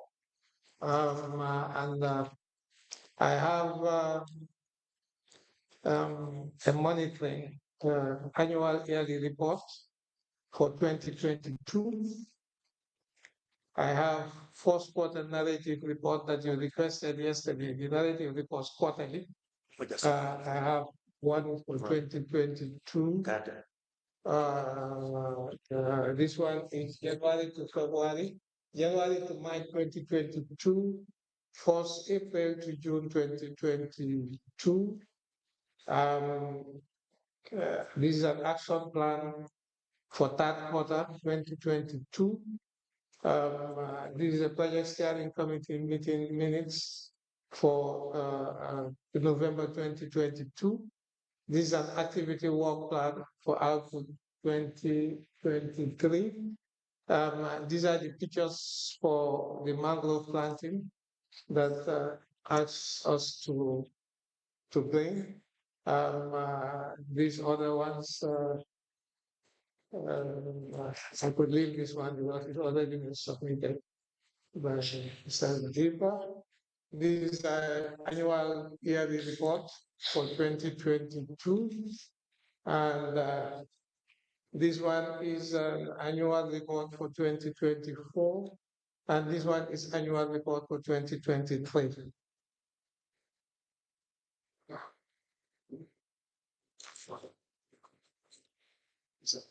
Our chairperson will be here the whole day for to admit this. These documents alone, there are so many documents in these envelopes. I was just telling Mr. Kamara, the register, to have an inventory with Mr. Nyang to take an inventory so that because every page has to be accounted for. So to admit this will take us here the next 3 hours.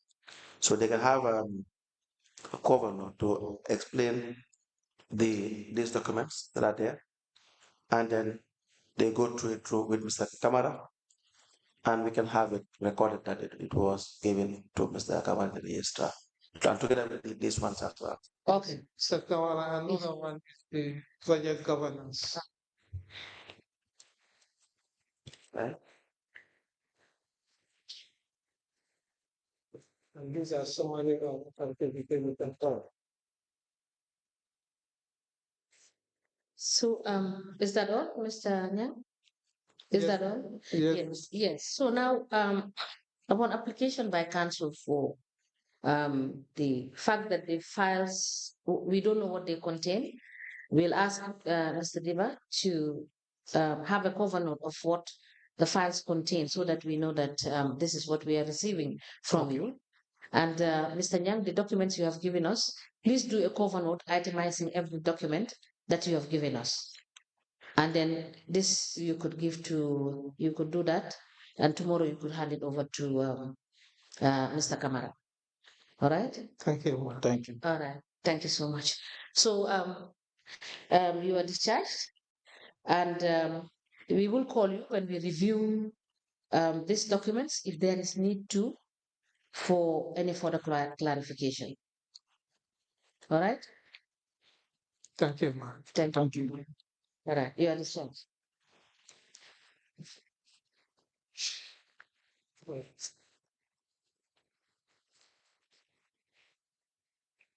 Yes. Council, yes, you can proceed. Yes. This brings us to the end. Mr. Deba, you don't want to go?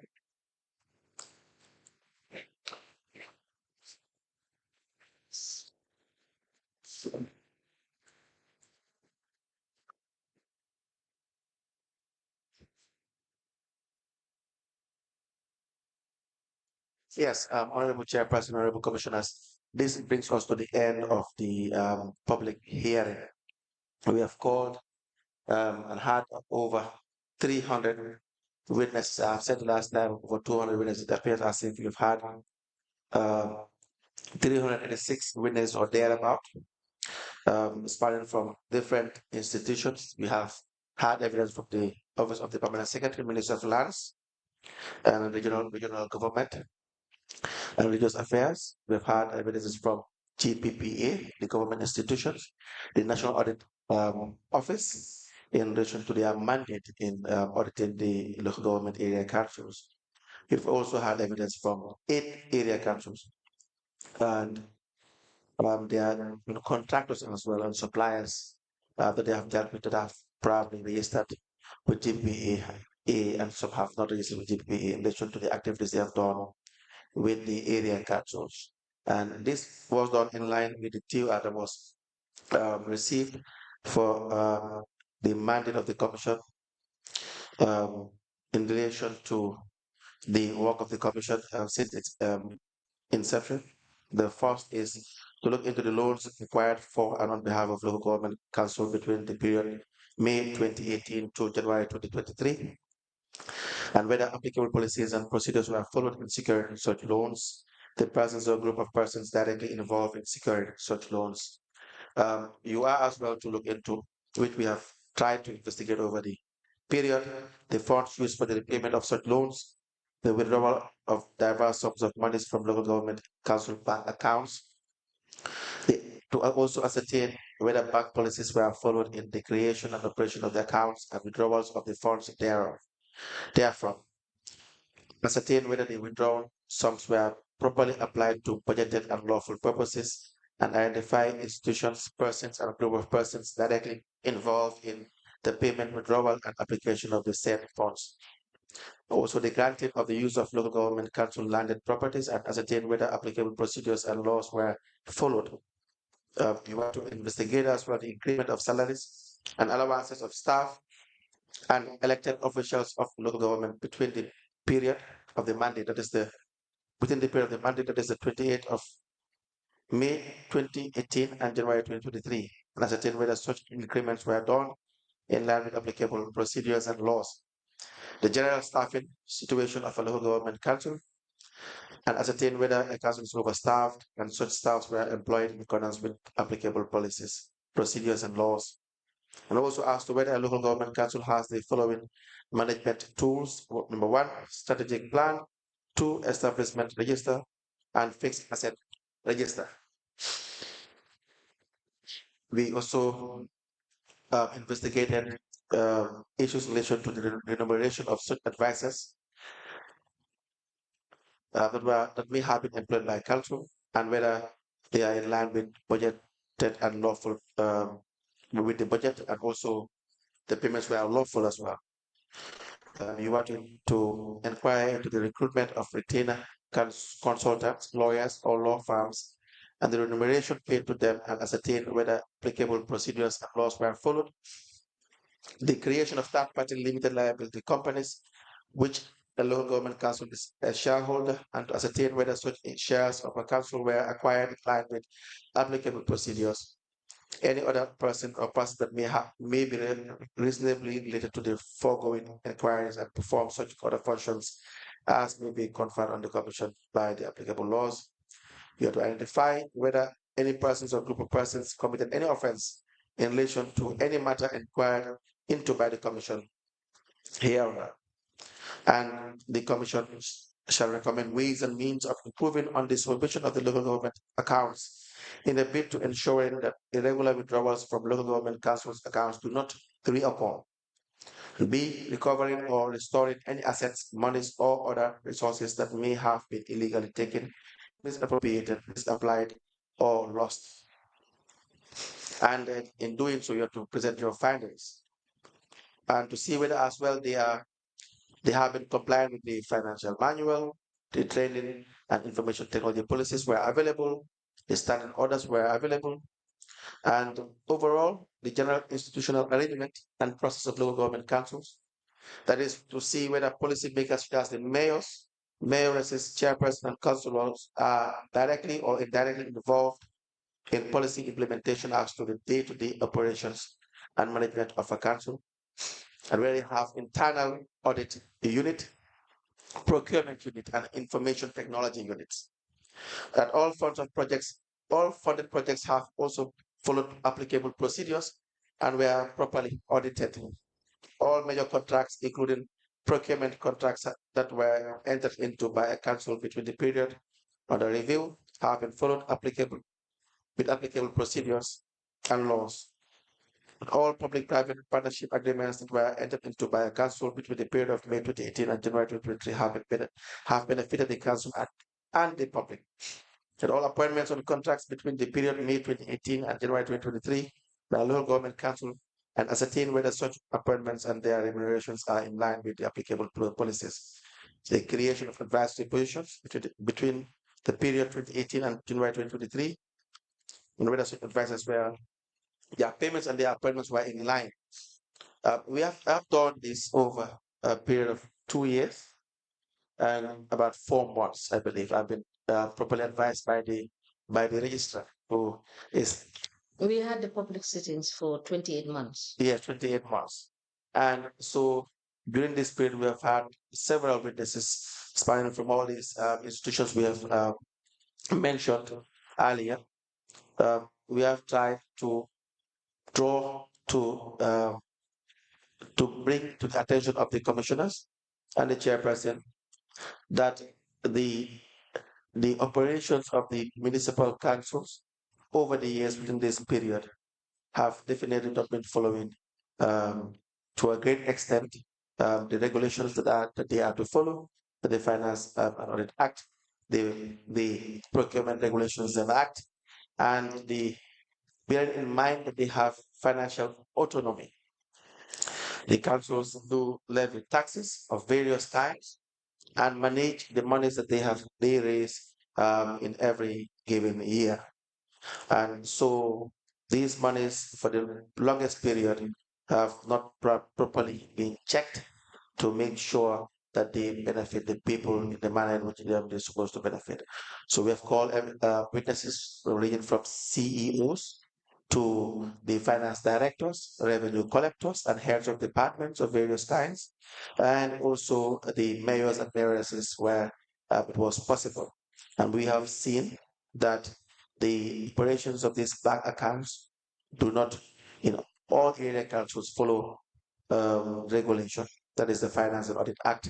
We have net evidence throughout this process to show that the finance directors, the CEOs have had enjoyed absolute freedom to withdraw monies and operate bank accounts, of course, together with the help of some key individuals, in some cases mayors or mayoresses or chairpersons, as the case may be, and in relation to making sure that monies are withdrawn and could not be accounted for the most part of it.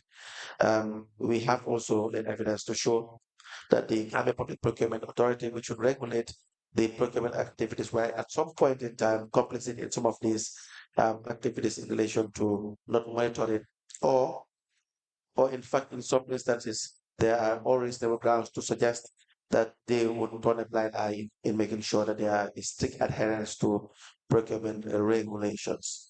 And the political body which the commission is supposed to investigate and see and determine the level of involvement they have into day-to-day management, you will see that the evidence we have led from the CEOs and the mayors or the councillors would always be at a contrast, because of the very fact that the powers that the mayors or the chairman would have is very clear and absolute by law, but then and very clear and absolutely it has no doubt that they know and are aware of the powers that they have in serving as a supervisor and serving as an overseer of the administration of the country, but this they would not do, and for various reasons. And so it will be correct to remind you that there is a lot of work needed to be done in relation to strengthening the financial regulations of the area council, in making sure that there are reported mechanisms that oversight bodies like the National Audit Office and GPPA are well strengthened and are also well monitored, because there is a saying that goes, who polices the police? So, for instance, the National Audit Office, we need to know that they would be doing their work in accordance with requirements, with statutory requirements, to make sure that these area councils are audited on a yearly basis. GPPA as well will follow up with their compliance review process that should be in depth to give a proper analysis of the financial transactions of all these area councils. Having said that, we thank you for your support throughout this process in allowing the legal team to conduct their investigations, and also the level of cooperation from the commissioners in asking the right questions to determine some of these very salient issues. Having said that, we thank you very much, and thank the entire staff and the legal team for the cooperation. Thank you very much. Thank you so much, lead counsel, for the summation of what we have done in 28 months. And we do hope that the next step, which is the writing of the report, for the analysis of the documents we have received, will be done diligently as has been done over the past 28 months. And we're looking forward to working expeditiously in putting together the report. And thank you so much. We may rise.